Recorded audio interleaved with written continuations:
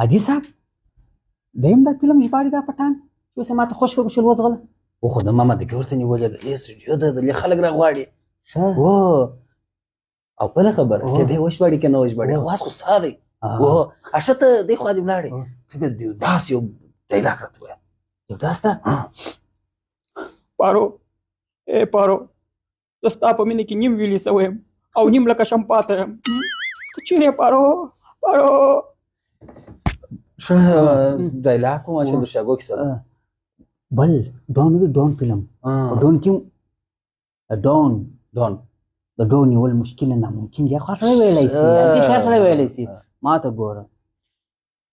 د ډون نیول مشکل نه ناممکن دي ځکه چې ډون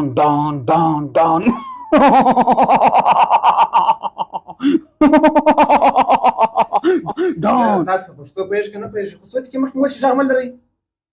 یاره دلته د کوچنیانو چمونه مه کوه ولې د کوچنیانو چمونه کوې